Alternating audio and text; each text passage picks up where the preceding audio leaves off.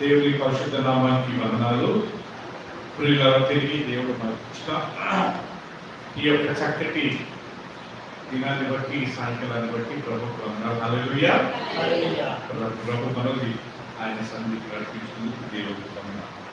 ప్రియులారా, ఇర్మియా గ్రంథంలో ప్రభు ఒక వాక్యం అంటాడు. ఏమంటే ఒక మాట, ఆయనను వెతుకు వారికి ఆయన దొరుకును అని. ప్రభును వెతుకు వారికి ఆయన దొరుకును. ఈవెన్ యేసుక్రీస్తు మత్తయి సువార్త 7వ అధ్యాయము 7వ వచనం అంటాడు కదండి, అడుగుడి మీకు ఇవ్వబడును, వెతుకుడి మీకు దొరుకును, తట్టుడి మీకు. అడుగు ప్రతివాడు పొందును, వెతుకు ప్రతివానికి దొరుకును, తట్టు ప్రతివానికి తెరవబడును. అంటే దీన్ని బట్టి మనం ఏం అర్థం చేసుకుంటామంటే, దేవుడు ఎవరిని కానీ తిరస్కరించడు, ప్రతి ఒక్కరిని ఆయన అంగీకరించే దేవుడు. కాబట్టి ఆయన వెతికేవాడంతా తిరిగి మనం ప్రియుల ఈ యొక్క బైబిల్ స్టడీలో మనం ఈరోజు ఒక కొత్త పాఠాన్ని మనం నేర్చుకుంటాం. ఇప్పటివరకు మనం ఎన్ని ధన్యతలు నేర్చుకున్నామంటే 8 ధన్యతలు నేర్చుకున్నాం కదా ప్రియుల. 8 ధన్యతలు. ధన్యులు అంటే అర్థం ఏంటి? మరేమో గారు, దేవుడికి ఇష్టమైన వాడు ధన్యుడు.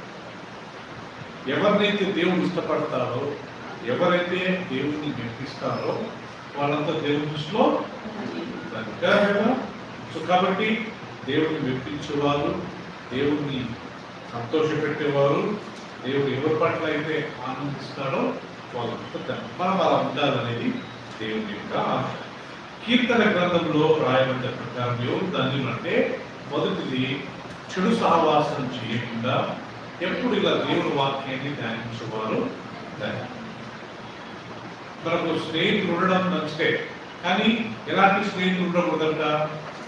చెడు స్నేహితులు ఉంటారు కదా. సో దేవుని వాక్యం ప్రకారము దావీదు, యోనాథన్ మంచి స్నేహితులని బైబిల్లో రాయాలి. సౌలు కుమారుడు జోనాథన్ అంటారు, సౌలు దావీదుని అంటాడు, నీ ప్రాణం దొరికి నా ప్రాణం ఇవ్వడానికి నేను సిద్ధంగా. అంత మంచి స్నేహితుడు. సో స్నేహితులు మనకు ఉండాలి ప్రియులరా, కానీ ఎలాంటి స్నేహితులు ఉండకుండా చెడు సహవాసం ఉండదు. అందుకే బైబిల్లో మొదటిది, దుష్టుల ఆలోచన చొప్పున నడవక, పాపుల మార్గమున నిలవక, అపహాసకులు కూర్చుని చోటన కూర్చునక, యెహోవా ధర్మశాస్త్రం నందు ఆనందించు దివారాత్రులు దానిని ధ్యానించువారు ధన్యులు. సో కాబట్టి మొదటి ధన్యులు ఎవరంట? దేవుడికి ఇష్టమైన వాళ్ళు ఎవరంట? చెడు సహవాసం చేయకుండా ఎప్పుడు వాక్యాన్ని ధ్యానించేవారు ధన్యులు. రెండోది, పోయినసారి మనం నేర్చుకున్నాము, కీర్తనలు 32వ అధ్యాయం 1వ వచనంలో, తన పాపములకు ప్రాయశ్చిత్తం పొందినవాడు, తన అపరాధములకు పరిహారం పొందినవాడు ధన్యుడు. యెహోవా చేత నిర్దోషి అని ఎంచబడి ఆత్మలో కపటము లేనివారు. సో రెండోది ఎవరంట? మన పాపాలకు మనం పశ్చాత్తాపడి మన పాపాలు ఒప్పుకునేవాడంట ధన్యుడు. మనందరితో ప్రియులు అప్పుడప్పుడు తప్పులు అవుతుంటాయి. అప్పుడు మనం ఏం చేయాలంట? పశ్చాత్తాపడాలి. నేను చేసింది కరెక్ట్ అని అనుకోకూడదు కదా. అలా అనుకుంటే మనకు ప్రమాదం. ఎందుకంటే చిన్నగా మన హృదయము బండగా మారే అవకాశం ఉంది. ఒక్కసారి మన హృదయం బండగా మారి మన మనస్సాక్షితో మనమే పోరాడి మనస్సాక్షి గద్దించిన దాన్ని నోరు రూపిస్తామే, అప్పుడు అది మనకు ప్రమాదం కదా. అందుకే బైబిల్లో రాయబడి, మన పాపంలో పడుతున్నాము, తప్పు మనం చేసింది పాపము, మనం మాట్లాడింది పాపము, మనం చూసింది పాపము, మనం చేయవలసింది చేయకుండా చేయరాదు మనం చేసి మన మనస్సాక్షి గర్తించినప్పుడు మనం ఏం చేయాలంటే, మన పాపము మనం పశ్చాత్తాప పడాలి. ఆ వ్యక్తి దగ్గరికి వెళ్ళి మనము క్షమాపణ అడగాలి. సారీ చెప్పిన మాత్రాన మన నష్టం మనకేం పెద్దగా నష్టం కాదు. నష్టమైందమ్మా కాదు. అలాంటి వాళ్ళే ధన్యులు. సో కాబట్టి రెండోది, పాపాల కొరకు ప్రాయశ్చిత్తం పొంది ఒప్పుకుండేవారు ధన్యులు మనం నేర్చుకుంటాం. మూడవది 41వ అధ్యాయం కీర్తనలు 1వ వచనం ఏముందంటే, బీదలను కనికరించువాడు, బీదలను కటాక్షించువాడు ధన్యుడు. ఆపత్కాలమందు యెహోవా వారిని తప్పించును. మూడవది, దేవుడికి ఇష్టమైన వాళ్ళు ఎవరంట పరుగుల బీదలను లేకపోతే అవసరతలు ఉన్న వారిని కనికరించేవారు. తెలుసు కదా, కనికరించడం అంటే ఏంటి? మనకి సహాయము చేయాలి. దేవుని వాక్యంలో మనం పోయినసారి నేర్చుకుంటాం.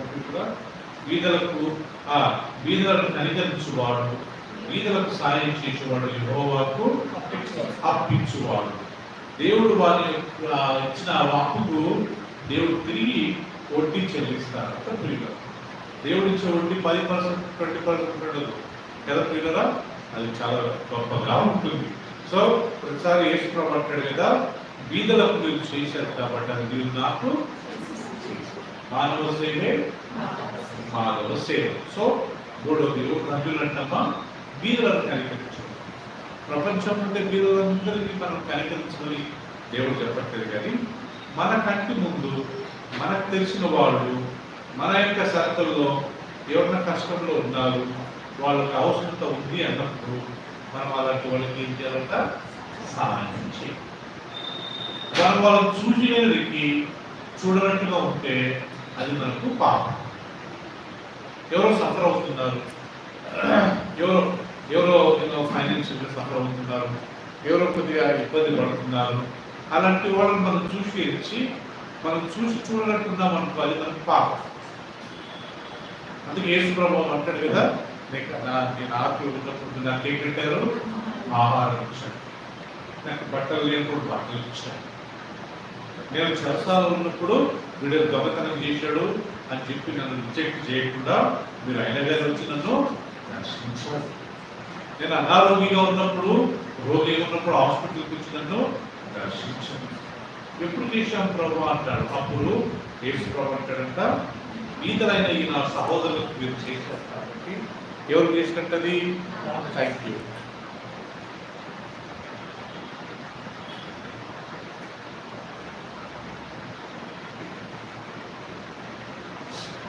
ఈతలైన ఈ నా సహోదరులకు మీరు చేశారు కాబట్టి ఎవరు చేసినట్టు?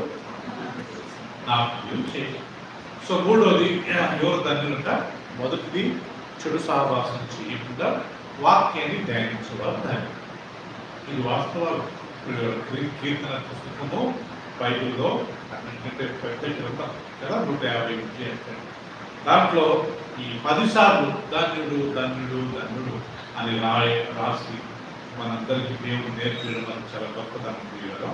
సో రెండవది, తన పాపముల కొరకు ప్రాయశ్చిత్తం నుండి పాపాలను ఒప్పుకుండేవారు ధన్యులు. మూడవది, బీదలను కటాక్షించువారు ఓకే. అయినంత వరకు మనం ఇచ్చిన ఇన్కంలో మనం బీదలకు కొద్దిగా సాయం చేసుకుంటూ ఉంటే అది మనకు. నాలుగవది మనం నేర్చుకున్నది ఏంటంటే, కీర్తనల గ్రంథం 40:4 యెహోవాను నమ్ముకున్నవాడు మనుషులను నమ్ముకున్నట్టు కంటే యెహోవాను ఆశ్రయించుట మేలు. రాజులను నమ్ముకున్నట్టు కంటే యెహోవాను ఆశ్రయించుట మేలు. ఏ వ్యక్తి అయితే మనుషుల మీద ఆధారపడతాడో, ఇర్మియా గ్రంథం 17:5 నుండి నరులను ఆశ్రయించే నరుడు శాపగ్రస్తుడు. మన మనుషులను నమ్మొచ్చు, కానీ వాళ్ళ మీద ఏం పడకూడదు? ఆధారపడకూడదు. నాకు దేవదానమే సమస్తం అని అనుకోకూడదు కదొచ్చి.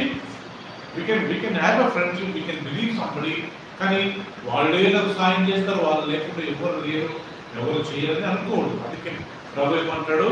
మనుషులను నమ్ముకున్నట్టు కంటే యెహోవాను ఆశ్రయించుకోలేదు. సో ఎవరు ధన్యులు ఉండడానికి? ఎవరైతే యెహోవాను ఆశ్రయించి ఆయన మీద ఆధారపడి ఆయన్ని నా చదువులో, నా ఆరోగ్యంలో, మా ఆహారంలో, మా ఆర్థిక విషయంలో సాయం చేస్తాడని నమ్ముతారో వాళ్ళంతా ఎవరంటమ్మా? వాళ్ళు. నాలుగోది, వాళ్ళు ధన్యులు. రైట్. ఐదోది, ఎవరు ధన్యులు అంటారు కదా, నీ ఆవరణంలో ఏ అధ్యాయంలో కదా, కీర్తనలు 65:4 నీ ఆవరణంలో నివసించినట్లు నీవు ఏర్పరచుకున్న వాడు ధన్యుడు. కీర్తనలు 65:4 నీ ఆవరణంలో నివసించున్నట్టు నీవు ఏర్పరచుకున్న వాడు ఎవరంట ధన్యుడు. సో ఐదోది ఎవరంట ధన్యుడు కదా? ఆయన ఆవరణంలో, ఆయన మందిరంలో ఎవరు ఏర్పరచుకోవాలంట? దేవుడు ఏర్పరచుకున్న వారు ధన్యుడు. అంటే ఇక్కడ అర్థం ఏంటి? దేవదానం వీళ్ళు ఎప్పుడు దేవుని సన్నిధిలో ఉండాలని ఆశ, ఏదో దేవుని సేవలో చేయడం కదా, ఏదో చేయగలుగుతున్నామో, లేకపోతే ఏదో ఊడవడమో, లేకపోతే ఏదో వంట చేయడమో, లేకపోతే ఏదో క్లీనింగ్ చేయడము. మీకు తెలుసో లేదో ప్రియులారా, హెబ్రోన్ అని ఒక ఫెలోషిప్ ఉంటుంది, పాకిస్తాన్ ఫెలోషిప్. అక్కడ ప్రతి ఆదివారము వాళ్ళు భోజనాలు పెడతారు. భోజనాలు పెట్టినప్పుడు అందరూ అక్కడ కూరగాయలు కట్ చేస్తారు, అందరూ అక్కడ క్లీనింగ్ చేస్తారు, అందరూ వెళ్ళి ఆ తిన్న తర్వాత ప్లేట్ ఎత్తి కడుగుతారు. ఓకే, మందిరాన్ని ఊడుస్తారు, మందిరాన్ని కడుగుతారు, కార్పెట్ వాళ్ళు ఉతికేస్తారు.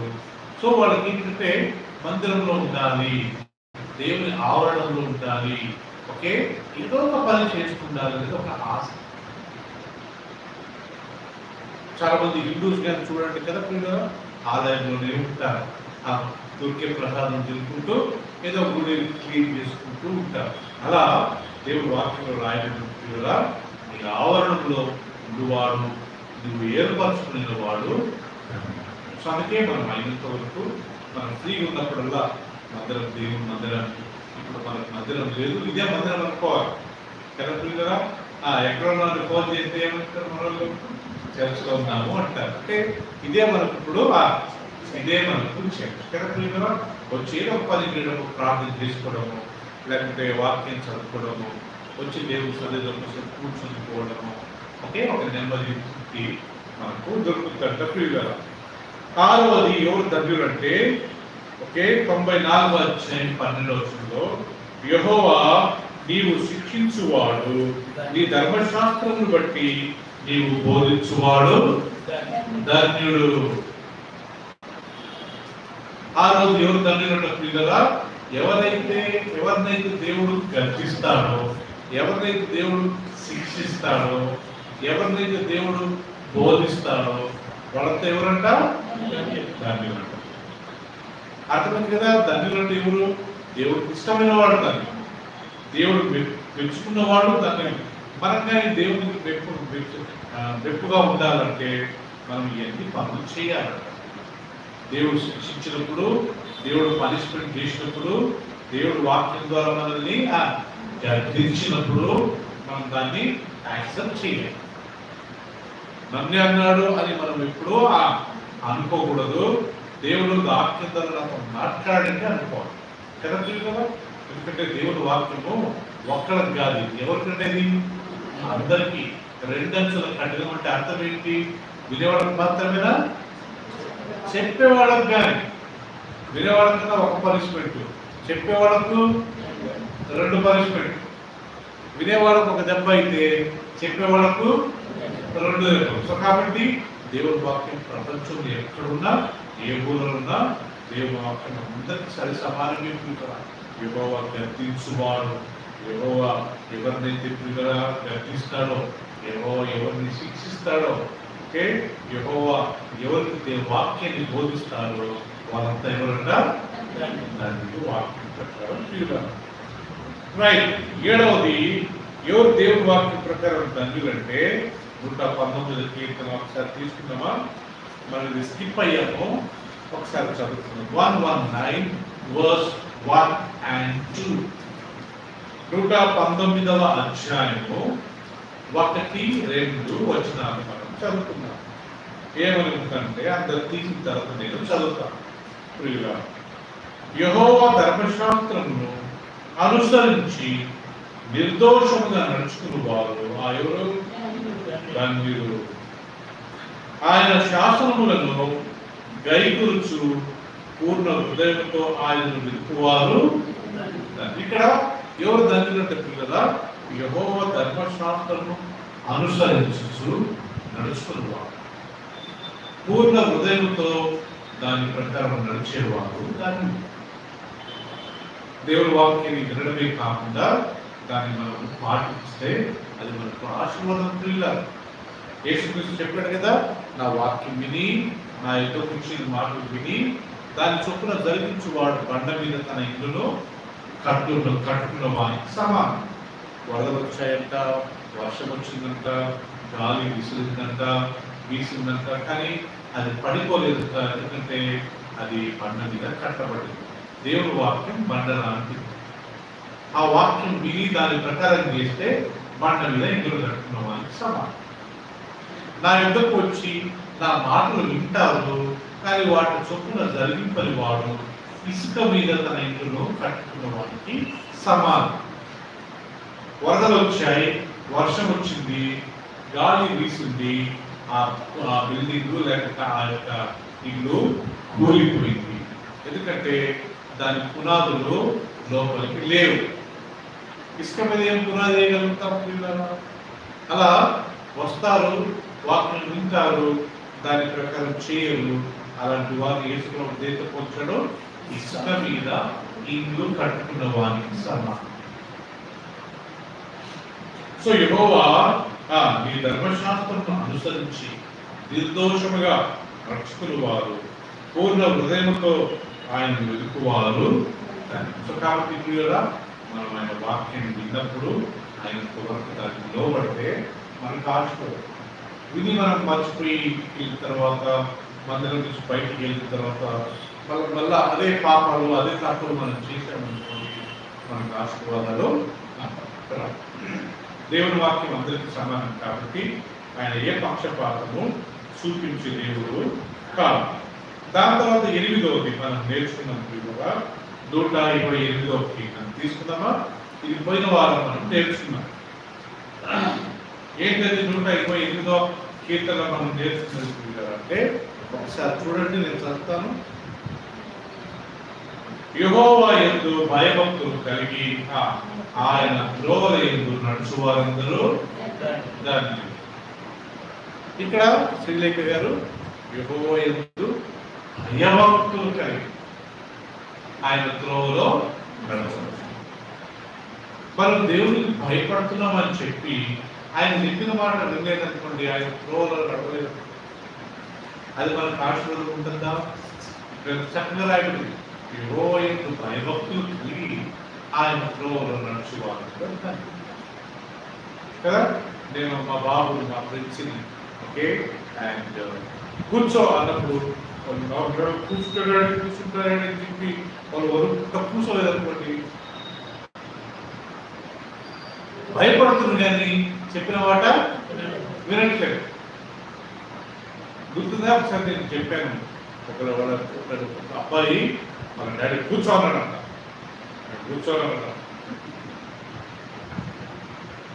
గట్టిగా సిలిండర్ ఇంకి కూర్చుంటావా వాయించాలా? కూర్చోవాలంట. గట్టిగా కూర్చుంటావా లేదా? గుర్తిగా పెట్టి కూర్చున్నాడంట. కూర్చొని అంటున్నాడంట, నేను కూర్చున్నాను కానీ నా హృదయంలో మాత్రం నేను నిలబడే ఉంటాను. మనసులో నేను నిలబడే ఉంటానంట. సో అలా భయపడి మనం చెప్పిన మాట వినలేదనుకో, అది దేవునికి లోబడట. సో కాబట్టి భయం ఉండాలా, అదే సమయంలో దానికి లోబడ. యెహోవా యందు భయభక్తులు కలిగి ఆయన త్రోవలో నడుచువారందరూ ధన్యులు. నిశ్చయముగా నీవు నీ చేతుల కష్టార్థము అనుభవించు. సో మనం పోయిన వారం నేర్చుకున్న కదా, మనకు దేవుడు మన ఇన్కంలో మనకు ఆశీర్వాదం ఉంటుందని.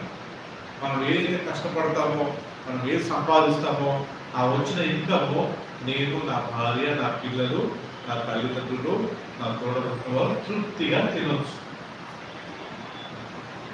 మనకి ఈ లోకంలో ఫైనాన్స్ చాలా ముఖ్యం కదా పిల్లలు. ఎవరు అంటుంటే ఈ లోకంలో చాలా రెండు ముఖ్యం అంట. ఒకటి దేవుడు, రెండవది డబ్బు. మనం సృష్టించింది దేవుడే, కానీ ఈ లోకంలో మనకు మెయింటెనెన్స్ కావాలంటే డబ్బు లేకుండా మనం ఏ పని కానీ ప్రతి పని చూడండి, ప్రతి దానికి ఒక విలువ కదా, ఒక వెల ఉంటుంది కదా. ప్రతి దానికి కదొచ్చి ఒక ఇంట్లో ఉండాలన్నా, ఇల్లు కట్టుకోవాలన్నా, తిండి తినాలన్నా, మంచి బట్ట వేసుకోవాలన్నా, నీళ్ళు తాగాలన్నా, ఓకే ఏది చేసినా మనకు ఫైనాన్స్ అవసరం. డబ్బు చాలా ముఖ్యం. అందుకే బైబిల్లో దేవునితో ఆపోజిట్ దేన్ని పోల్చారు? డబ్బు. మీరు ఇద్దరికి సేవ చేయలేరు. ఒకటి దేవుడు, రెండోది సిరి. సిరి అంటే సంపద, డబ్బు. ఒకరిని ద్వేషించి ఒకరిని సేవ చేయాలా, ఒకరికి సేవ చేసి ఒకరిని ద్వేషించాలి. దేవుడిని ప్రేమించినట్లయితే మనం డబ్బుని ద్వేషించాలి. ద్వేషించాలంటే ఏదో కాలం దేశి తొక్కమని కాదు, లేకపోతే ఉద్యోగం చేయకుండా ఇంట్లో కూర్చోమని కాదు, ఉండాలి. కానీ దాన్ని మన తల మీద పెట్టుకోకూడదు కదా. అది మన అవసరతలకు మనం వాడుకోవాలి. కానీ దానికి పెద్దగా ఇంపార్టెన్స్ ఇచ్చి మనం మన రిలేషన్షిప్స్, మన ఫ్రెండ్స్ మనము పోగొట్టుకోకూడదు. అయితే మనం ఆ డబ్బుతో ఎవరైనా అవసరం ఉంటే వాళ్ళకి సాయం చేసి ఆ ఫ్రెండ్షిప్ మనం గెలవాలంటే ఆ డబ్బుని ఇవ్వకుండా ఆ మనిషిని మనము పోగొట్టుకోకూడదు, గుర్తుపెట్టుకోవాలా. సో యెహోవా యందు భయభక్తులు కలిగి ఆయన త్రోవలో నడుచు వారందరూ తండ్రులు నిశ్చయంగా నీవు నీ చేతుల కష్టార్జితము అనుభవించవు. నీ లోకిట నీ భార్య ఫలించు ద్రాక్షావళి వలె ఉంటుంది. ఇది పెళ్ళైన వాళ్ళకి బాగా తెలుసు ప్రియుగా. ఒక్కసారి మనకి పెళ్ళైన తర్వాత ఇంట్లో భార్య ఇంత ఇంపార్టెంట్ రోల్ చేస్తుందంటే, ఆ భార్య మేము తల్లి అనుకోవచ్చు, భార్య ఆమె లేకుండా పురుషులుగా ఏ ఊరు ఏమి చేయలేరు. దేవదానం పొద్దున్న వెళ్ళిపోతాను, సాయంకాలం వస్తాడు కదా. నేను సేవకి వెళ్తా, నేను ఒక్కోసారి నేను సాయంకాలం వస్తాను, కానీ ఇంట్లో ఉండి చూసుకుంటేది కదా నుంచి ఎవరు? మదరే. మన డాడీ ఇంటిలో పైసలు పంపుతాడు, పైసలు సంపాదించి ఇస్తాడు, కానీ మనకు తిండి వంట చేసి మనకు మన బట్టలు ఉతికేసి చిన్నప్పటి నుంచి మనకు పాలిచ్చి మనం పెంచి మన బాత్రూమ్ వాష్రూమ్ గడిగి అంత చేసి ఎవరంటామా? ఎవరు కదా. సో కాబట్టి మనం ఉపయోగంగా గుర్తుపెట్టుకోవాలా, భార్య ఇంట్లో ఎట్లుంటుందంట, ఫలించు ద్రాక్షవల్లి లాంటిది ఆమె. మనం ఇంపార్టెన్స్ ఇస్తే మనం ధన్యులు. ఎవరైతే స్త్రీని గౌరవిస్తారో బైబిల్ ప్రకారం వాళ్ళు చాలా ధన్యులండి. ఎందుకంటే స్త్రీని గౌరవించిన వాళ్ళకు ఈ లోకంలో వాళ్ళు చాలా కంఫర్టబుల్గా జీవిస్తారు. స్త్రీని గౌరవించకుండా అవమానపరిచి మర్యాద లేకుండా వాళ్ళని, అది తల్లి కావచ్చు, భార్య కావచ్చు, కూతురు కావచ్చు, మనం మాట్లాడామనుకోండి, మనం ఈ లోకంలో బతుకుతాం. అదేనా?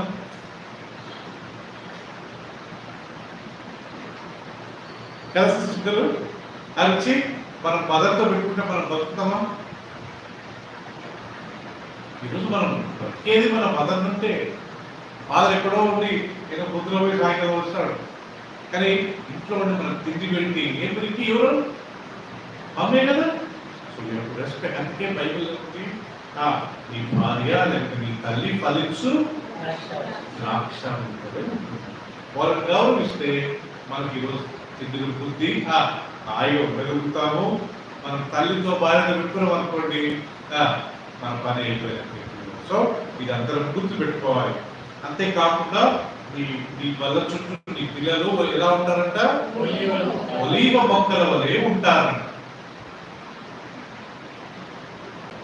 అంటే మన పిల్లల్నిగా దేవుడు ఆశీర్వాదిస్తాడు. ఎప్పుడు? యెహోవా యందు భయభక్తులు కలిగి ఆయన త్రోవలో కదా. మరి ఏమన్నారు? సియోనులో నుండి యెహోవా నిన్ను ఆశీర్వాదం. సియోను అంటే ఏంటి? పరలోక రాజ్యం ప్రియుల.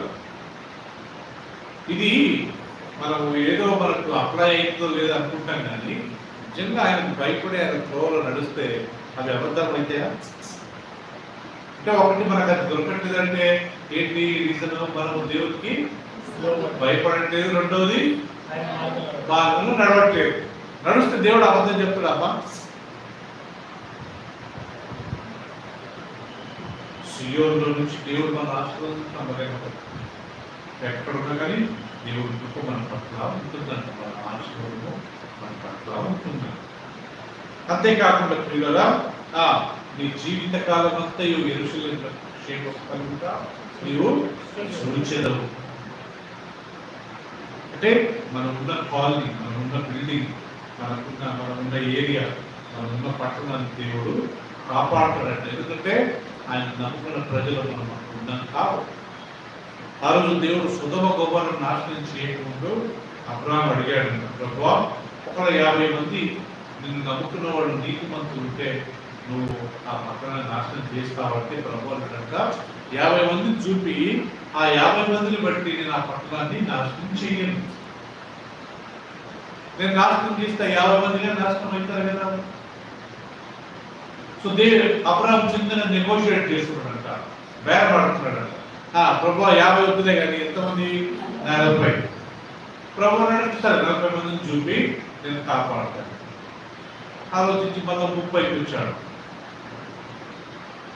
పెద్దగా ప్రభు 30 మంది ఓకే చూపించమన్నాడు.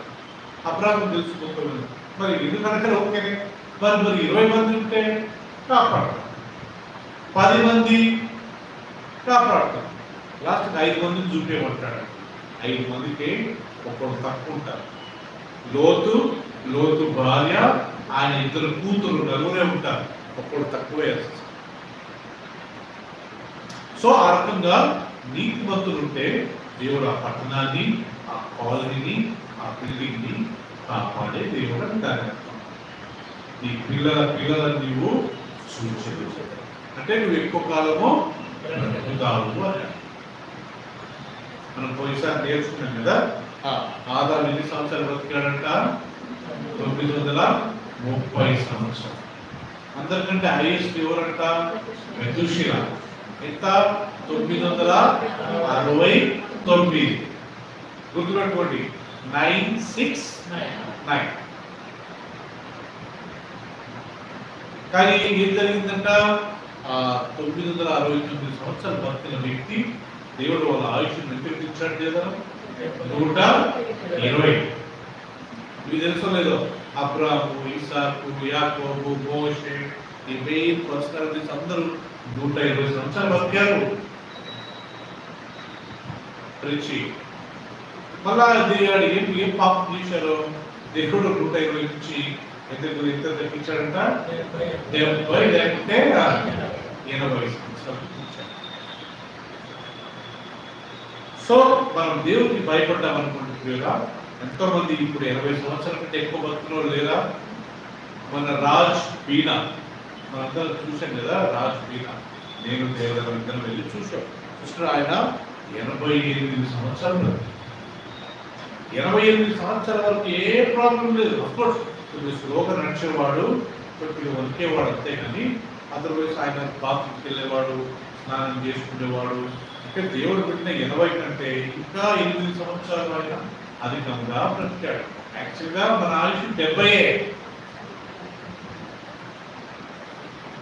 70 సంవత్సరాలు బతుకుతుంది. థ్యాంక్ గాడ్, దేవుడు వాగ్దానం నా జీవితంలో నెరవేర్చబడుతుందని హ్యాపీగా ఫీల్ కావాలి.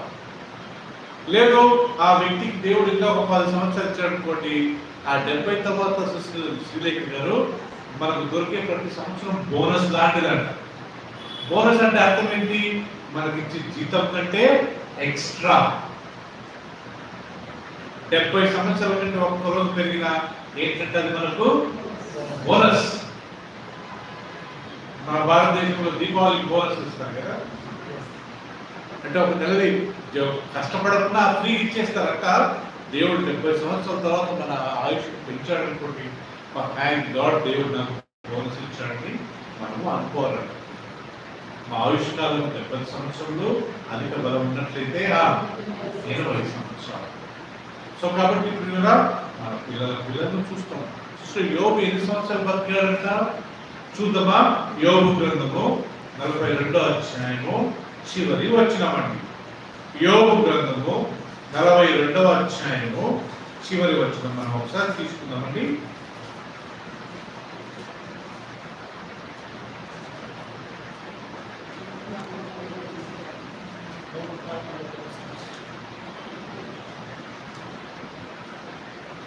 అటు తరువాత ఐ థింక్ 16వ వచనం. అటు తరువాత యోబు 140 సంవత్సరములు బ్రతికి తన కుమారులను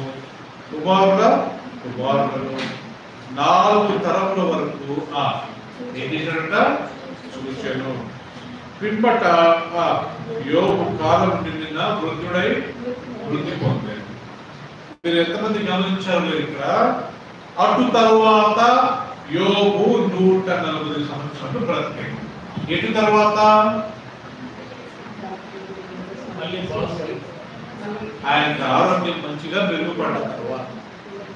సిస్టర్, దానికన్నా ముందు యోబుకు 10 మంది పిల్లలు ఉండేవారంట. వచ్చి 7 మంది అబ్బాయిలు, 3 అమ్మాయిలు, 3 కుమార్తెలు, 7 కుమారులు కదా మేఘన. కానీ వాళ్ళందరూ చనిపోయారు. ఎలా చనిపోయారు? వాళ్ళంతా భోజనం చేస్తుంటే ఒకే సుడిగాలి వచ్చి వాళ్ళు కూర్చున్న ఆ ఇంటి గోడను కొట్టిందంట. ఆ గాలి నుంచి ఆ గోడ వాళ్ళ మీద పడి చనిపోయారు. అప్పటికే యోగుకు 8 సంవత్సరాలు మనకు తెలియదు, కానీ 10 మంది పిల్లలంతా పెళ్ళిళ్ళయి వాళ్ళ కుమారులు వాళ్ళ భార్యలతో కూర్చొని తింటున్నారు.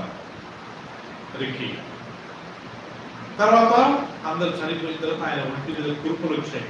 ఆయన ఒక చెల్లిపై కుదుర్చుకుని గోకుంటా బూడిదలో కూర్చున్నాడంట, బోనపట్టు చుట్టుకొని. భార్య వచ్చేమన్నదంట, ఇంకా నువ్వు భక్తి దేవుడు దేవుడు అంటున్నావు, దేవుడిని చెప్పించి సావు. అప్పుడు ఏమంటాడంట యోబు, నువ్వు మూర్ఖురాలు మాట్లాడినట్టు మాట్లాడకు. దేవుడు మనకు మేలు ఇచ్చినప్పుడు మనం అనుభవించి, కష్టాలు ఇచ్చినప్పుడు మనం దాన్ని తిరస్కరిస్తామా? మూర్ఖురాలు మాట్లాడద్దు.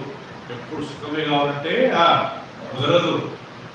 కొన్ని కష్టాలు ఉంటాయి, కొన్ని ఇబ్బందులు ఉంటాయి కదా. సో కాబట్టి మనము కొద్ది సుఖమే కావాలంటే కుదరదని భార్య చెప్తాడు కదా. తర్వాత ఆయన పొట్టు మీద కురుపులై నాకు తెలిసి ఆ భార్య ఇప్పుడు వదిలిపోయినట్టు. ఎందుకంటే ఆ భార్యకు పెద్దగా ఇన్కమ్ అంతా పోయిందని తెలిసి ఆ భార్య ఏం చేసిందంట, నాకు తెలిసి ఇప్పుడు బైబిల్లో లేదు, నాకు తెలిసి వెళ్ళిపోయింది. వాసన వస్తుంది, ఎవరు ఉంటారండి అదే నుంచి ఒక వ్యక్తి దగ్గర వాసన వస్తే మనం ఉండగలుగుతామా? కదా. ధనవంతుడు లాజరు స్టోరీ గారు అదే ప్రాబ్లం. లాజరు దరిద్రుడు, ఆయన ఒంటి మీద కురుపులు చీమ రక్తం వస్తుంటే ఎవ్వరు లేరంట. భార్య ఉండిండొచ్చు కానీ వెళ్ళిపోయింది, ఆ వాసన ఉండలేరు. అందుకే చాలా మందికి పాపం పెద్ద తల్లిదండ్రులు పెద్దగా అయిన తర్వాత ఆ వాసన భరించలేక వాళ్ళ వాష్రూమ్ బాత్రూమ్స్ భరించలేక క్లీన్ చేయలేక వాళ్ళని తీసుకెళ్ళి ఓల్డ్ ఏజ్ వదిలేస్తారు. సో యోగు అలాంటి కురుకులు చుట్టూ చూసి భార్య వెళ్ళిపోయింది. తర్వాత మొత్తం ఆ అధ్యాయాలన్నీ ఆయన మనం చూసినట్లయితే ఆయన చాలా సఫర్ అవుతా ఉన్నాడు. ఆయన 4 స్నేహితులు వచ్చారంట. ఆయన బూడిదలో కూర్చొని బాధపడుతూ ఏడుస్తూ ఉంటే కొంతమంది వచ్చి పోయి తప్పు చేసినావు, అందుకే నీకు ఇలా అయిందని చెప్పి ఆయన క్లాస్ పీక్కుంటూ కూర్చుంటారంట. లాస్ట్కు 42వ అధ్యాయం 10వ వచనం చూడండి ప్రియులారా. మనం చాలాసార్లు చదువుకున్నాం ఈ వాక్యము. మరియు యోబు తన స్నేహితుల నిమిత్తము ప్రార్థన చేసినప్పుడు యెహోవా అతని క్షేమ స్థితిని మరలా అతనికి దయచేసెను. మరి యోబునకు పూర్వము కలిగిన దానికంటే 2 అంతలు అధికముగా యెహోవా అతనికి దయచేసెను. బాగా వినండి ప్రియులారా. ఇక్కడ యోబు ఆయన సఫర్ అయిన తర్వాత, ఆయన కష్టపడ్డ తర్వాత ఒంటి మీద కురుపులు చీమ రక్తం కాదు, ఆయన చిల్లిపై కుదుసుకుని గోపుతో కూర్చున్నాడంట. భార్య వచ్చి నువ్వు దేవుడిని శపించు చావు. అప్పుడు యోబు అంటాడంట, దేవుడు మేలు చేస్తే మనం తీసుకొని, కష్టం వస్తే మనము దేవుడిని తిరస్కరిద్దామా, అలా చెల్లిద్దామా? తర్వాత స్నేహితులు వచ్చి ఆయన ఒక రకంగా క్లాస్ పీకుతారండి. తర్వాత ఇది ఏం చేశాడంటే యోబు తన స్నేహితుల నిమిత్తం ఏం చేశాడంట? మరో చూడండి యోబు 42:10 చూడండి. నేను చదువుతాను, అందరు గమనించండి.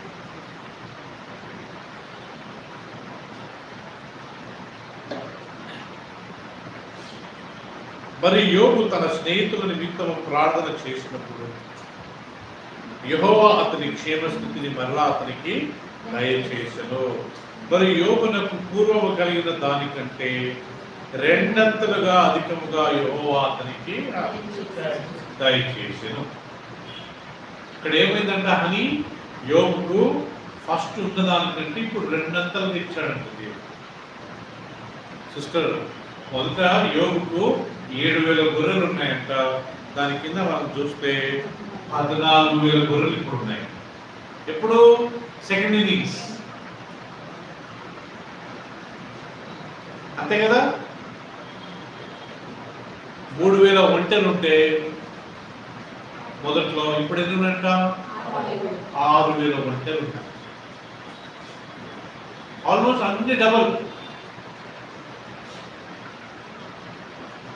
రెండంతల పోర్షన్. ఏలియా అనే ఒక భక్తుడు ఉండేవాడు శీల. ఆయన చాలా మంచి ప్రవక్త, మంచి సేవకుడు. ఆయన ఒక శిష్యుడు ఉండేవారు. ఆ శిష్యుడి పేరు ఎలీషా. ఏలియా మరియు ఎలీషా. ఏలియా ఎక్కడికి వెళ్ళి ఎలీషా ఆయన వెనక వెళ్ళేవాడు. ఎలీషాకు సేవ చేసేవాడు, నీళ్ళు పోయడము, ఆయన కింద ప్లేట్ ఎత్తడము, బేబీ చెప్పులు గీయడము. ఎలీషాకు తెలుసు ఏలియాకు దేవుడు మంచి పవర్ ఇచ్చాడు, నేను దేవుడు సేవకుడు. ఎక్కడికెళ్ళా ఏలియా, ఎక్కడికెళ్ళా ఎలీషా ఆయన వెంట వెళ్ళేవాడు. ఒకరోజు ఏలియా మరణం లేకుండా ఎత్తబడ్డాడంటాడు. అప్పుడు ఎలీషా ప్రార్థించాడు, ఏమని? ప్రభువా, ఏలియాకున్న ఆత్మ సింగల్ అయితే నాకు డబల్ పోర్షన్ అభిషేకాన్ని నాకు రెండంతల అభిషేకాన్ని ఇవ్వండి. ఆయనకు 100 రెట్లుంటే నాకు ఎన్ని రెట్లు ఇవ్వండి. అది అంత ప్రియుల. సో ఇక్కడ పాయింట్ ఏంటంటే, మనం దేవుడు ఆయనకు ఆల్మోస్ట్ యోబుకు రెండంతలు ఇచ్చాడంట. అటు తర్వాత ఎప్పుడు ఆయనకు మళ్ళా మంచిగా అయిందంట, ఆయన రోగం అంతా బాగైందంట. మళ్ళా ఆయనకి 7 మంది పిల్లలు, మళ్ళీ ఒక కుమార్తె అంట. చూడండి,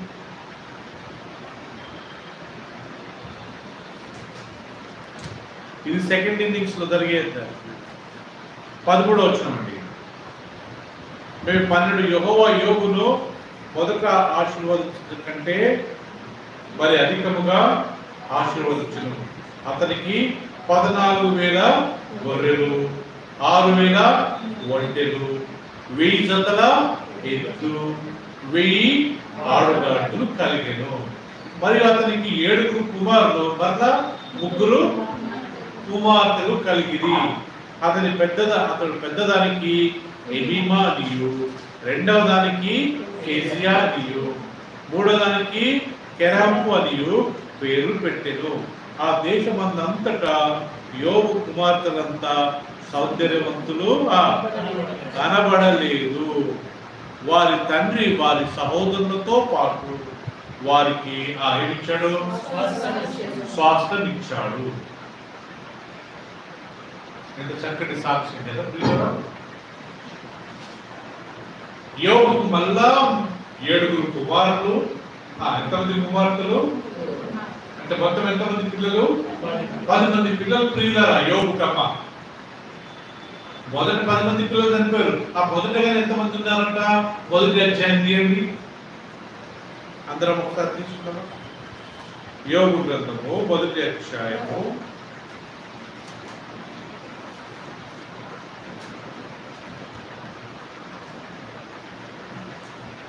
1వ వచనం.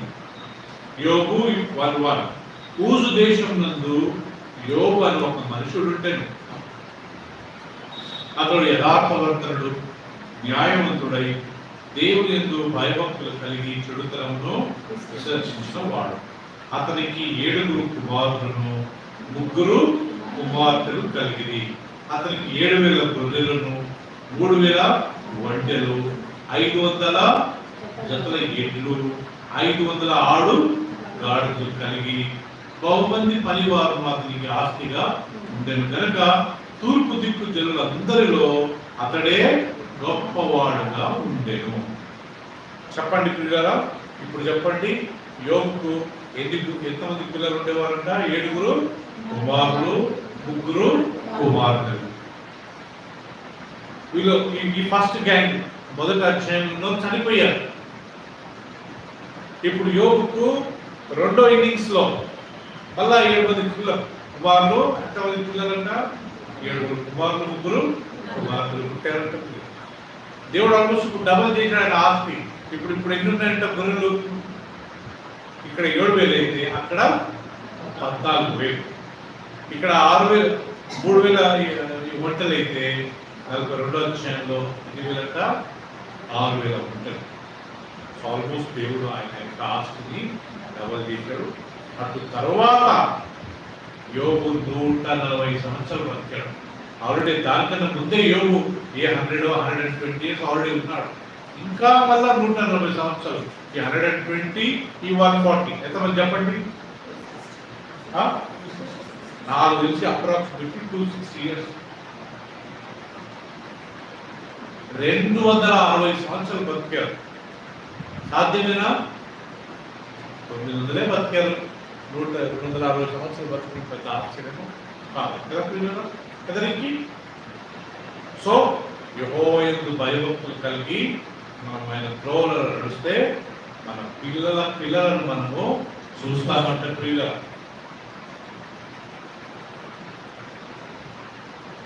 2-3 తరాలను చూడటం అనేది చాలా భాగ్యం ప్రియుల. మరి ముఖ్యంగా 4 తరాలను చూడటం ఇంకా ఆశీర్వాదమే కదా సిస్టర్. మా శ్రీరేఖ సిస్టర్ ఓకే ఒక తరాన్ని చూశారు. రేపు నుంచి కిరికి పెళ్ళి అయింది అనుకోండి, వాళ్ళకి పిల్లలు పుడితే 2 తరాలు కదా నుంచి.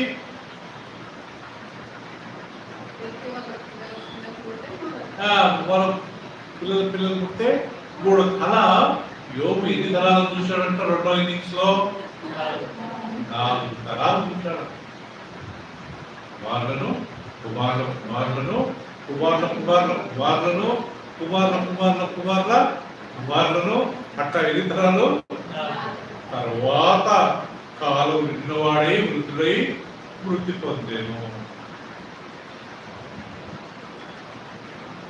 ఈరోజు 8వ అసలు ఈరోజు 9వ మనం నేర్చుకున్నాం. కీర్తనల గ్రంథం 146. కీర్తనల గ్రంథము 146 చాలా ఇంపార్టెంట్ అండి. ఇది నెక్స్ట్ వీక్ లాస్ట్ ఉంటుంది. ధన్యుడు అనే మాట నెక్స్ట్ వీక్ లాస్ట్. ఈరోజు ఇది 9వది. మొత్తం 10 ఉన్నాయండి కీర్తన గ్రంథంలో. ధన్యుడు ధన్యుడు ధన్యుడు అని ఈరోజు 9వ దానికి మనం వచ్చాం. దయచేసి అందరూ 146 5వ వచనం గమనించుకుందాం. ఎవరికి యాకోబు దేవుడు సహాయుడగునో, ఎవడు తన దేవుడైన యెహోవా మీద ఆశ పెట్టుకున్నో వాడు ధన్యుడు. మళ్ళా చదువుదాం అనుకున్నారా? అందరం చదువుతున్నాము. 5వ వచనం 1 2 3. ఎవరికి యాకోబు దేవుడు సహాయుడగునో, ఎవడు తన దేవుడైన యెహోవా మీద ఆశ పెట్టుకున్నో వాడు ధన్యుడు. సో ప్రియులారా, ఈరోజు ఈ చిన్న వాక్యం చదువు. ఎవరికి యాకోబు దేవుడు సహాయుడగునో. ఇప్పుడు ఇక్కడ క్వశ్చన్ ఏంటంటే, యాకోబు దేవుడు అని ఎందుకు అన్నాడంటే, దేవుడు ఒకసారి యాకోబుకు వాగ్దానం చేశాడు. ఏమని? ఇక మీదట నీ పేరు ఇశ్రాయేలు. యాకోబు అంటే మోసగాడు, ఇశ్రాయేలు అంటే దేవుని కుమారుడు, ప్రిన్స్.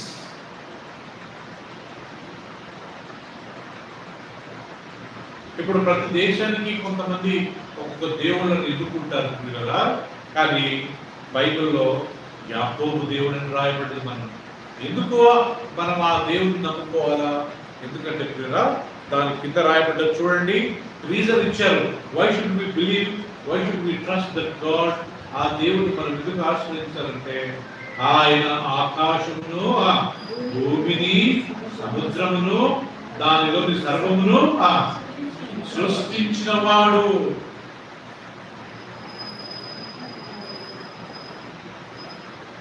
కదా.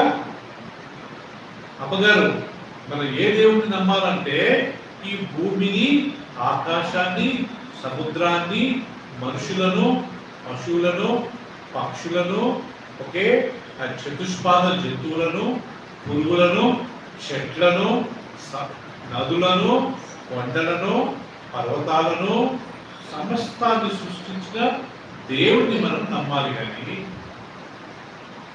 మన కులదేవత అని చెప్పి, లేకపోతే మనం చేసుకున్న ఒక బొమ్మను మనము ఓకే వాటిని మనం నమ్ముకోకూడదంట. ఇక్కడ రాయబడ్డది, ఎవరైతే యాకోబు దేవుడినో, ఎవరికైతే యాకోబు దేవుడు సహాయపడుతున్నో వాడే ధన్యుడు. ఇజ్రాయెల్ దేశం మనకి కొంచెం దూరం ఉంది. అబ్రహాం, ఇస్సాకు, యాకోబులు వీళ్ళ సొంత ఊరు ఏం తెలుసండి మీకు? మెసొపొటేమియా. మెసొపొటేమియా మీరు మ్యాప్ లో చూస్తే ఇరాక్. ఇప్పుడు ఇరాక్, ఇరాన్ మొత్తం ఎవరు?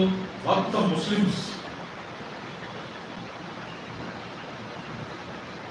అబ్రహాము, ఇస్సాకు, యాకోబు యాక్చువల్గా వీళ్ళ సొంత ప్లేస్ ఇజ్రాయెల్ దేశం కాదు. వీళ్ళ ఒరిజినల్ ప్లేస్ ఎక్కడ? మెసొపొటేమియా, ఇరాక్. ఒకరోజు దేవుడు అబ్రహాంతో మాట్లాడతాడు, అబ్రహాము, అబ్రహాము, నీవు లేచి ఓకే నేను చూపించే స్థలానికి వెళ్ళిపో, నేను నిన్ను ఆశీర్వాదిస్తాను, నిన్ను ఆశీర్వదించే వారిని నేను ఆశీర్వాదిస్తాను, నిన్ను ఎవడన్నా శపిస్తే నేను వారిని శపిస్తాను. అబ్రహాము నోరెత్తకుండా, ఏమమ్మా అబ్రహాము నోరెత్తకుండా భార్యతో అన్నాడంట, అమ్మా ప్యాక్ చేసుకో, పద. ఎక్కడికండి? ఆయన దేవుడు ఎక్కడన్నా పర్టికులర్ ప్లేస్ చెప్పాడా? మీ దేశాన్ని, మీ జనులను, మీ యొక్క ఫ్యామిలీ మెంబర్స్ విడిచి నేను చూపించే స్థలానికి వెళ్ళు, అంతేనండి. దేవుడు ఒక పర్టికులర్ ప్లేస్ అని చెప్పలేదండి. అబ్రహాం ఎంత మంచివాడంటే దేవుడికి లోబడ్డాడు. పరుగులు ఆయనకున్న మేకలు, గొర్రెలు, ఒంటెలు అన్నింటిని తీసుకొని, ఆయన భార్యను తీసుకొని, వాళ్ళ అన్న కొడుకు ఆయనతో ఉండే, ఆయన పేరు లోతు. అందరు ఆయన వస్తా నడుచుకుంటూ ఐగుప్తుకు వచ్చాడంట. ఐగుప్తుకు వస్తుందే అక్కడ ఫలో రాజు సారాన్ని చూశాడంట. అబ్రహాం భార్య చక్కగా ఉండేదంట. ఆ రోజుల్లో ఆ రాజుల మీద దుర్బుద్ధి అంటే భర్తను చంపేసి ఆ భార్యను తీసుకునేవాడు, వాళ్ళతో పాపం చేసేవాడు. కానీ దేవుడు ఏం చేశాడంట, ఫరో రాజు రాత్రిలో ఆలోచన ఆయన ఆమె మీద నువ్వు చేయబెట్టిన చచ్చిపోతావు. ఫరో రాజు భయపడిపోయి, ఏ బాబు ఎందుకయ్యా నాకు చెల్లెలని చెప్పావు, వెళ్ళిపో బాబు అని చెప్పి ఆయన గ్రాండ్ వెల్కమ్ ఇచ్చాడంట, డిపాజిట్ ఇచ్చాడంట. అట్టా ఐగుప్తు దాటి చిన్నగా వారంలో చిన్నగా ఎక్కడెక్కడ సెటిల్ అయ్యారు. తర్వాత లాస్ట్కి ఇప్పుడు ప్రస్తుతానికి దేవుడు ఇజ్రాయెల్ దేశం వారికి ఇచ్చాడు. ఇజ్రాయెల్ దేశం యాక్చువల్గా అన్యులు ఉండేవారు. అక్కడ 7 రకాల మనుషులు ఉండేవారు. కనానీయులు, హిత్తీయులు, పెరిజీయులు, అమలేకీయులు, అట్టా 7 రకాల మనుషులు ఉండేవారు, గుంపులు ఉండేవారు. దేవుడు ఏం చేశాడంట సిస్టర్, యెహోషువగా, మోసే చనిపోయాడు, యెహోషువ నువ్వు వెళ్ళి వీళ్ళందరితో యుద్ధం చేసి ఓకే ఆ స్థలం నువ్వు ఆక్యుపై చేసుకుంటే, యెహోషువ బయలుదేరంట. ప్రియులారా, బయలుదేరి అందరిని హతమార్చుకుని లాస్ట్కి ఇజ్రాయెల్ దేశానికి వచ్చి సెటిల్ అయింది.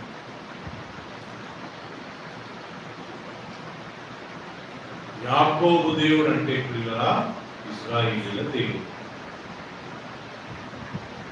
అది వాళ్ళకి మాత్రమే కాదు, ఇప్పుడు మనకుగానే అయినా దేవుడే. ఇక్కడేముంది చూడండి ఆ వాక్యం వల్ల 5వ వచనము, ఎవనికి యాకోబు దేవుడు సహాయుడగునో, ఎవడు తన దేవుడిని యెహోవా మీద ఆశ పెట్టుకున్నో వాడు ధన్యుడు. బైబిల్లో సిస్టర్ గారు ఎక్కడే కానీ దేవుడు నేను ఇండియా దేవుణ్ణి, నేను అమెరికా దేవుణ్ణి, నేను పాకిస్తాన్ దేవుణ్ణి, లేకపోతే నేను కెనడా దేవుణ్ణి అని చెప్పలేదు. ఏమని చెప్పాడు? నేను ఇశ్రాయేలు దేవుణ్ణి, నేను యాకోబు దేవుడను, నేను అబ్రాహాము దేవుడను. దేవుడు పక్షపాత్య వాళ్ళనే ఎందుకు ఎన్నుకున్నాడు? ఎందుకంటే వాళ్ళు దేవుడు చెప్పిన మాట తక్షణమే విన్నారు, లోపడ్డారు, విరోధారు. సో ఇయర్స్ ఇమ్మీడియట్ ఒబేడ్ అంటారు కదా అబ్రహాం. సో మనం తండ్రిలో పడి అందుకే ఈరోజు చూడండి, ఇరాక్, సిరియా, జోర్డన్, ఓకే, ఆ చుట్టుపక్కల ఉన్న దేశాలన్నీ యుద్ధం చేసి వాళ్ళని చంపుదాం అనుకుంటే వాళ్ళ తలం పుట్టకముందు ఈ రోజు వాళ్ళ నాశనం తీసేస్తున్నారు. వీళ్ళకి దేవుడు ఎంత పవర్ ఇచ్చాడంటే America full supporting. America, Canada, Australia, Germany, England వీళ్ళంతా ఇజ్రాయెల్ సపోర్ట్. వాళ్ళ దేశం ఇంతే అండి. ఇరాన్ ఇంత పెద్ద ఉంటుంది, ఇజ్రాయెల్ దేశం ఇంత 40,000 అంత ఉంటుంది, ఇరాన్ ఇంత పెద్ద ఉంటుంది. ఈ ఇరాన్ వాళ్ళు వీళ్ళకి భయపడతారు. దేవుడు ఒకసారి యాకోబు దేవుడను, ఇశ్రాయేలు దేవుడను. మనం మన ఇక్కడ మన ఇండియాలో కొంతమంది విద్యావాడు పోయి అమెరికా దేవుడు నమ్ముతావా? ఆయన అమెరికా దేవుడు కాదు బాబు కదా. యేసుక్రీస్తు అమెరికా దేవుడా? అమెరికా ఆయన ముఖమే చూడలేదు. మన ఇండియా దేవుడిని నమ్మాలా? దేశం ఒక దేవుడు ఉంటాడు బాబు, మొత్తం సర్వ సృష్టికి ఒకే దేవుడు. అందుకే ఆయన ఏమనుంది? ఆయన భూమిని, ఆకాశంలో, సముద్రంలో సృజించిన వాడు.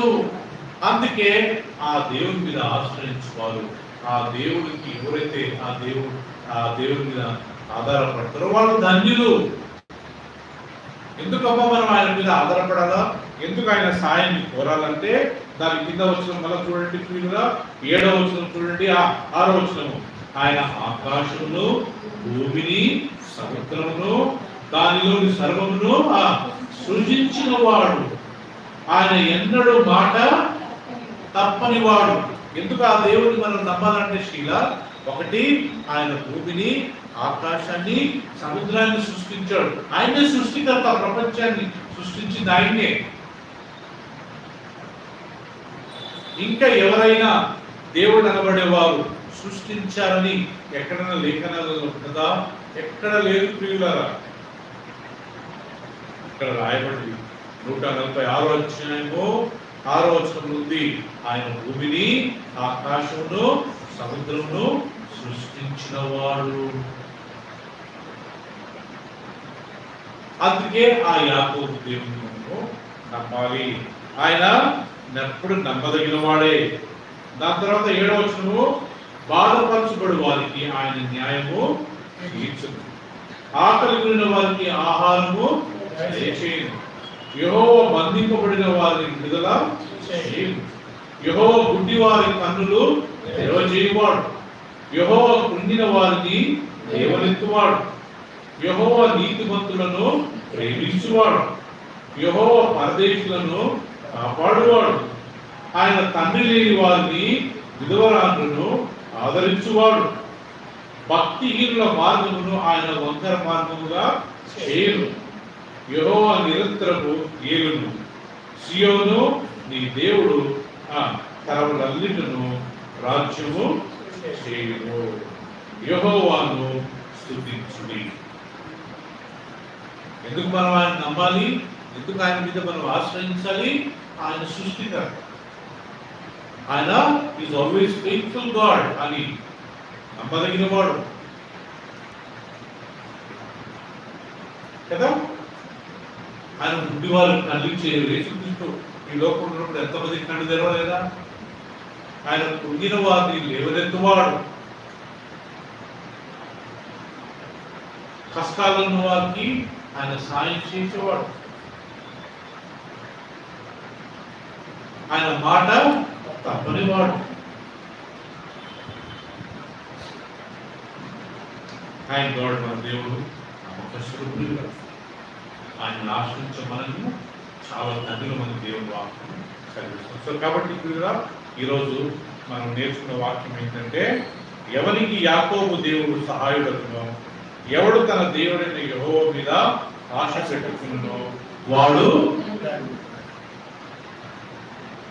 ఆయన అమెరికా దేవుడు కాదు, లేకపోతే ఆస్ట్రేలియా దేవుడు కాదు, ఆయన ప్రియులరా ఆయన మన దేవుడు, మనల్ని సృష్టించిన వాడు, భూమిని ఆకాశంలో సృష్టించిన వాడు, మనలను సృష్టించిన వాడు,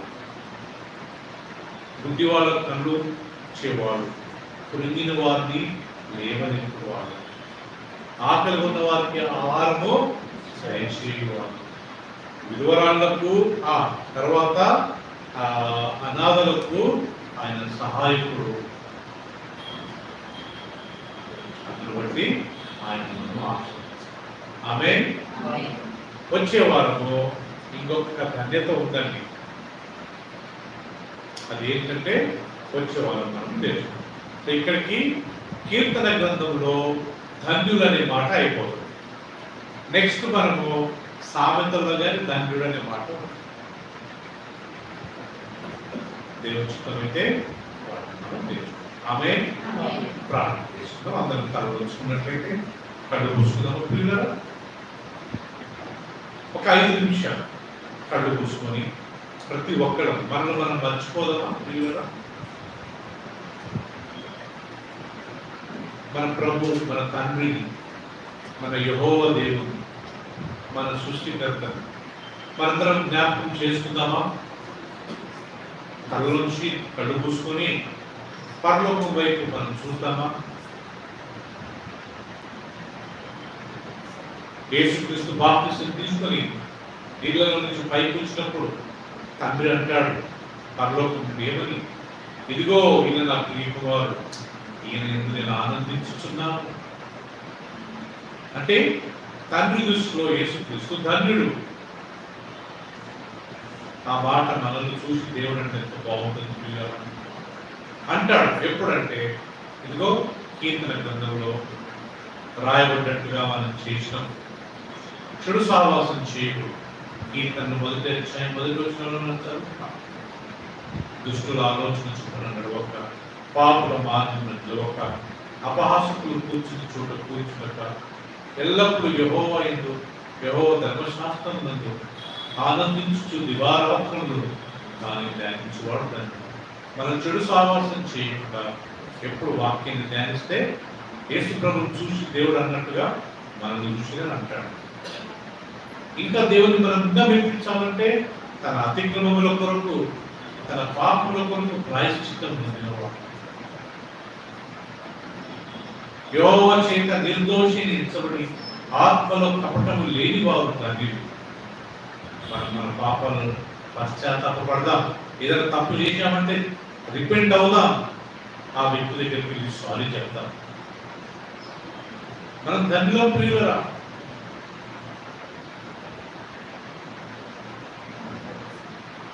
మూడవది, బీదలను కనికరించువాడు ధన్యుడు. ఆపత్కాలంలో యెహోవా వారిని కనికరించును, తప్పించును.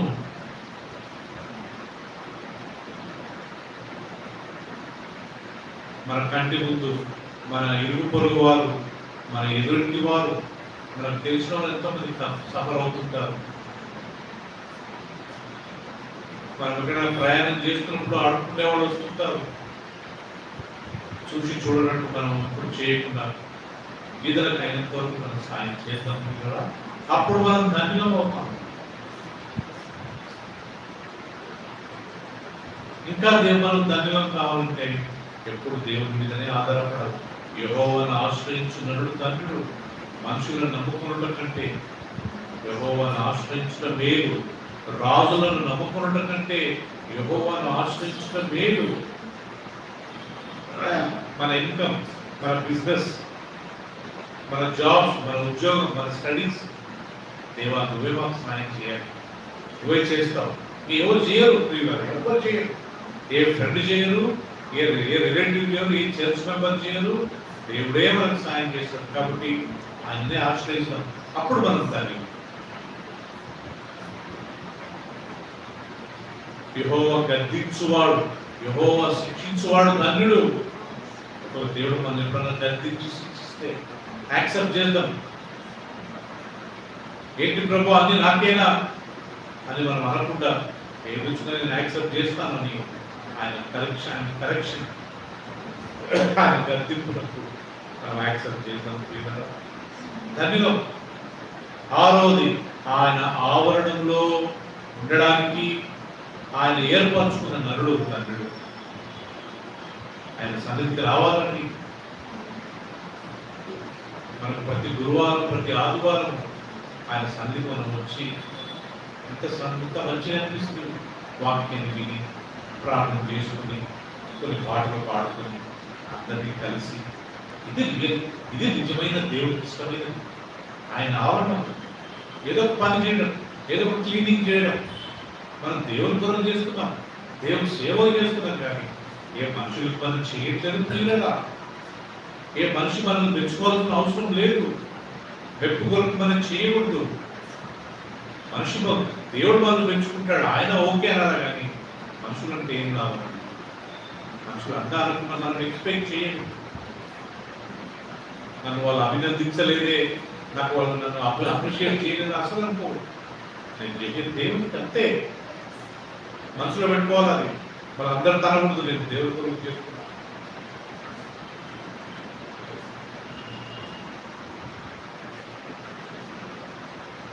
అంతేకాకుండా ప్రియులరా, యెహోవా ధర్మశాస్త్రంలో అనుసరించు హృదయపూర్వకంగా ఆయన మార్గంలో నడుచువారు ధన్యులు. 128వ కీర్తనలో యెహోవా యందు భయభక్తులు కలిగి ఆయన త్రోవలందు నడుచువారు ధన్యులు. ఈరోజు మనం నేర్చుకున్నది, ఎవరికి యాకోబు దేవుడు సహాయుడగునో వాడు ధన్యుడు. మన దేవుడు యాకోబు దేవుడు, మన దేవుడు ఇశ్రాయేలు దేవుడు. దేవుడు అబ్రహాముని ఎన్నుకున్నాడు, యాకోబు ఇస్సాకుని ఎన్నుకున్నాడు. ఆ ఇజ్రాయెల్ దేశాన్ని ఈరోజు ఎంత గొప్ప కాపాడుతున్నాడండి. ప్రపంచం అంతట్లో ఎన్నో ముస్లిం కంట్రీస్ ఉన్నాయి, కానీ ఎవ్వరే కానీ వాళ్ళ జోలికి వెళ్ళలేకపోతున్నారు. ఎందుకంటే దేవుడు వాళ్ళకి తోడుగా ఉన్నారు. మనం ధన్యులు అవుదామా? మనం అయినంత వరకు మనం విన్న వాక్యాలన్నీ మనం దాచిపెట్టుకుందాం. ప్రియులరా, యూట్యూబ్లో ఫేస్బుక్లో చూసే ప్రతి ఒక్కళ్ళు కానీ గుర్తుపెట్టుకోండి, మనం ఏ ప్రాంతంలో ఉన్నా పర్వాలేదు, దేవుని వాక్యం అందరికి ఈక్వల్గా వర్తిస్తుంది. పరిశుద్ధుడా, మహోన్నతుడా, మీ ఘనమైన పరిశుద్ధమైన నామం బట్టి వందనాలు చెల్లిస్తున్నాం. ఈ సాయంకాల సమయంలో ఈ బైబిల్ స్టడీలో అనేక సత్యాలు మీరు మాకు నేర్పించారు. Thank you. ఎవరికి యాకోబు దేవుడు సహాయుడగునో వాడు ధన్యుడు అన్నారు. Thank you. మాకు నిజమైన తండ్రి దొరికాడు.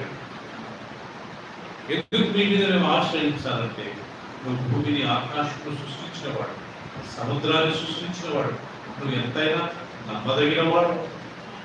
కుంటి వాళ్లకు నువ్వు చూపించే దేవుడు, కృంగిన వారిని లేవనెత్తువాడు, ఆకలిగొనిన వారికి ఆహారం ఇచ్చేవాడు, విధవరాళ్లకు ప్రభువా, అంతేకాకుండా ప్రభువా అనాథలకు నువ్వు తోడుండే దేవుడు, కృంగిపోయిన వారిని లేవనెత్తే దేవుడు, ఆర్థికంగా సాయం చేసే దేవుడు, భార్యను భర్తను పిల్లల్ని ఒక కుటుంబంగా ఇచ్చే దేవుడు, ప్రయాణాలలో రాకపోకలలో నువ్వు మమ్మల్ని కాపాడే దేవుడో ప్రభు, ఈ లోకంలో జీవించడానికి ఆర్థికంగా మాకు సాయం చేసే దేవుడో ప్రభు,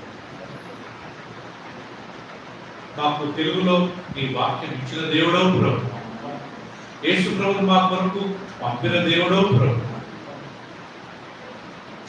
మాకు పరలోక రాజ్యంలో స్థలాలు సిద్ధపరుస్తున్న దేవుడో ప్రభు, మరలా ఒక రోజు యేసు ప్రభు మా కొరకు వచ్చి మమ్మల్ని అందరినీ పరలోకానికి తీసుకెళ్ళబోతున్న దేవుడో ప్రభు. మేము ఈ లోకంలో ప్రభు ఎన్ని కష్టాలు వచ్చినా, ఎన్ని ఇబ్బందులు వచ్చినా నేను విడిచిపెట్టకుండా అంతవరకు నేను వెంబడించుకుంటూ మాకు సాయం చేయాలి. ఈ ధన్యతలన్నీ మాకు కావాలి ప్రభు. ప్లీజ్ నాయన మా అందరికి సాయం చేయండి. ఇక్కడ కూర్చున్న మేము మా సంఘస్థులు ఎవరు కానీ ప్రభు ఈ రాజ్యాన్ని మేము విసుగా ఉంటుంది ప్రభు. అందరం మీ రాజ్యంలో ప్రవేశించాలి. సాయం చేయండి. వచ్చిన బిడ్డలందరినీ దీవించండి. ఇంత ఆసక్తిగా వచ్చారు. వచ్చిన ప్రతి కుటుంబాన్ని బట్టి, ప్రతి ఇండివిజువల్ బట్టి, ఇంట్లో లిటిల్ చిల్డ్రన్, చిన్న పిల్లలతో సహా ఇంత ఆసక్తిగా నీ సన్నిధికి వచ్చారు. నన్ను ఎవరెవరైతే ఈరోజు వచ్చారో వారిని ప్రతి ఒక్కరిని పేరు పేరుగా దీవించండి. ఎవరైతే యూట్యూబ్ ద్వారా, ఫేస్బుక్ ద్వారా చూస్తున్నారో, మేబీ రికార్డింగ్ ప్రోగ్రామ్ చూస్తారో వారిని దీవించండి.